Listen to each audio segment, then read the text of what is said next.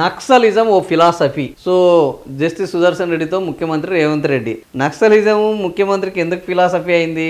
Naxalism philosophy కావడానికి justice Sudarshan Reddy కారణం. Justice Sudarshan Reddy మీద ఏంది ఇప్పుడు ఆరోపణ అంటే సల్వాజుడంలో జస్టిస్ సుదర్శన్ రెడ్డి తీర్పు ఇవ్వడం వల్లనే ఈరోజు ఒక 5 ఏళ్ల పాటు ఏంది నక్సలైట్లను అంతమొందించే కార్యక్రమం ఎక్స్టెండ్ అయింది అని అమిత్ షా, కేంద్ర హోంశాఖ మంత్రి అమిత్ షా ఆరోపణ చేశాడు. సో దాంతో నక్సలిజానికి ఇటు జస్టిస్ కు చాలా అవినాభావ సంబంధం ఉంది. ఈయన సిద్ధాంతం నక్సలిజం సిద్ధాంతము అనేది బీజేపీ వ్యవహరిస్తుంది. బీజేపీ ఎందుకు నక్సలైట్ల కంటే ఆపరేషన్ కగార్ అనేది పెట్టి నక్సలైట్లను దేశవ్యాప్తంగా మట్టుబెట్టే కార్యక్రమాన్ని బీజేపీ చేస్తున్నది.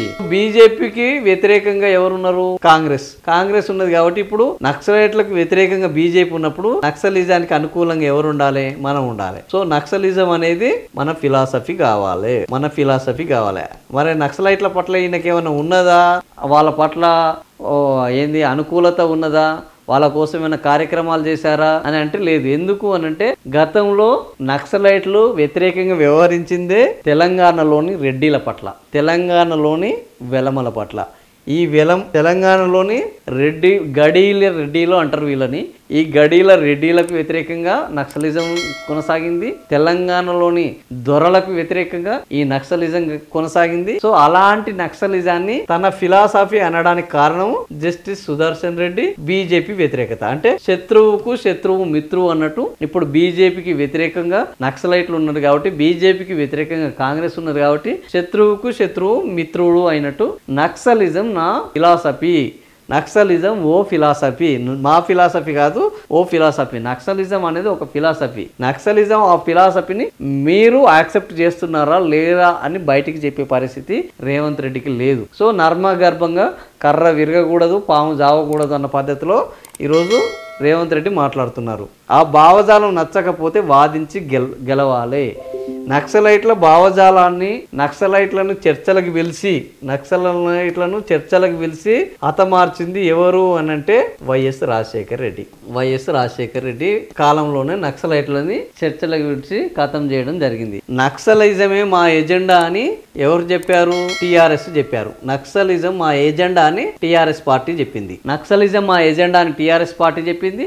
ఆ తర్వాత టిఆర్ఎస్ పార్టీ ఆ నక్సలైట్ల నాయకులను కూడా అనేక మంది ఇందులో చేరారు. ఇప్పటికీ చాలా మంది అండర్ గ్రౌండ్ కు వెళ్ళి వచ్చిన, యూజీకి వెళ్ళి వచ్చిన నాయకులు టీఆర్ఎస్ పార్టీ సానుభూతి పరులుగా, టీఆర్ఎస్ పార్టీ నాయకులుగా ఉన్నారు. అయినా కూడా ఆపరేషన్ కగారు విషయాన్ని ఏమి చేయలేకపోయారు. నక్సలిజంకి టిఆర్ఎస్ నక్సలిజం చర్చలకు పిలిచింది కాంగ్రెస్ పార్టీ ఆధ్వర్యంలో. సో నక్సలిజాన్ని ఇప్పుడు ఆ రోజు కాంగ్రెస్ పార్టీ కూడా వ్యతిరేకించింది. మరి ఇది రేవంత్ రెడ్డి ఫిలాసఫియా, కాంగ్రెస్ ఫిలాసఫియా అనేది తేలాల్సిన అవసరం ఉంది. ఆ భావజాలం నచ్చకపోతే వాదించి గెలవాలి. నక్సలైట్లను ఇంతకుముందు ఇట్లనే వాదించమని చర్చలకు పిలిచి వాళ్ళని కథం నాశనం పట్టించిందే కాంగ్రెస్ పార్టీ. మళ్ళా దాడి చేసి అంతం చేస్తామంటే కుదరదు. ఇప్పుడు కుదరదు అనేది ఏం లేదు. మొన్న కగారు వస్తే మీరు ఏం చేయగలిగారు?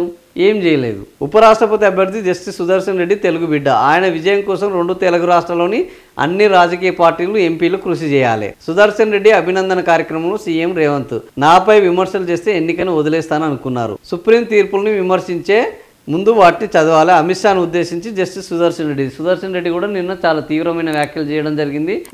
జస్టిస్లో ఒక తీర్పుని వెలువరిస్తే అది జస్టిస్లకు సంబంధించిన తీర్పు కాదు, అది కోర్టుకు సంబంధించిన తీర్పు. బై డిఫాల్ట్ మేము అక్కడ ఉన్నాము అంతే.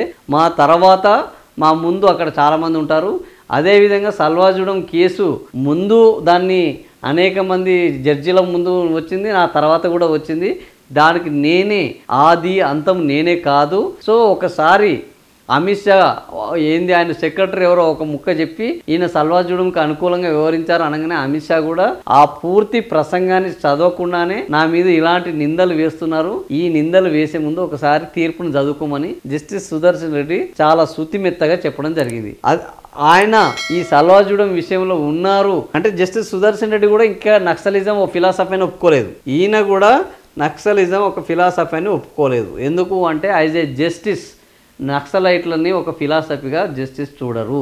కానీ ఈయన ముఖ్యమంత్రి మాత్రం ఇది ఒక ఫిలాసఫీ అని ఒప్పుకోవడం జరిగింది. సో ఇక్కడనే ఈయనకొక వైరుధ్యం ఉంటుంది, ఈయనకొక వైరుధ్యం ఉంటుంది. సో జస్టిస్లు ఎప్పుడు కూడా నక్సలైట్లను ఒక ఉద్యమకారులుగా కానీ సమాజ శ్రేయోభిలాషులుగా కానీ వాళ్ళు భావించరు. వాళ్ళు భావిస్తే వాళ్ళని జస్టిస్ల యొక్క హోదా వాళ్ళకు ఉండదు. ఎందుకు అంటే వీళ్ళని రాజ్యాంగేతర శక్తులుగా ఈ ప్రభుత్వాలు ఈ న్యాయ వ్యవస్థలు భావిస్తాయి కాబట్టి. ఎన్కౌంటర్లు చేసిన విషయంలో ఎన్కౌంటర్లు చేసిన విధానం రాంగ్ అంటారు కానీ ఎన్కౌంటర్లకు పాల్పడొద్దు అని జస్టిస్లు చెప్పరు. అది మీరు వాళ్ళని తీసుకురావాలి, అది చేయాలి.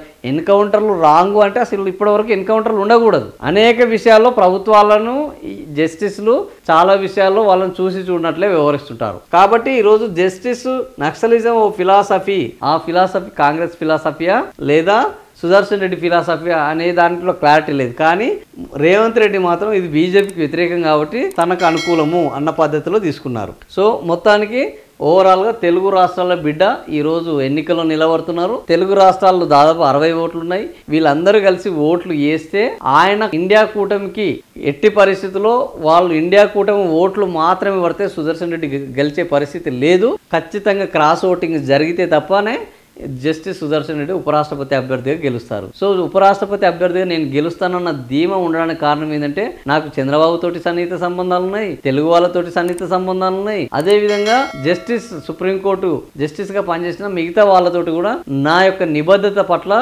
వాళ్ళకు ఒక నమ్మకం ఉన్నది. ఈ రోజు రాజ్యాంగం ప్రమాదంలో పడ్డది. రాజ్యాంగాన్ని పరిరక్షించాలి అంటే అక్కడ ఉండాల్సింది ఒక పార్టీ నాయకుడు కాదు, ఒక రాజ్యాంగాన్ని కాపాడే తెలివి ఉన్న ఒక వ్యక్తి ఉండాలి. అది జడ్జీలు అయితే పర్ఫెక్ట్గా జరుగుతుంది. అందుకని కేజ్రీవాల్ ఇండియా కూటమిలో లేనప్పటికీ ఇండియా కూటమికి మద్దతుగా నాకు మద్దతుగా ఆయన సంపూర్ణ మద్దతు పలకడం జరిగింది అని నిన్న జస్టిస్ సుదర్శన్ రెడ్డి చెప్పడం జరిగింది.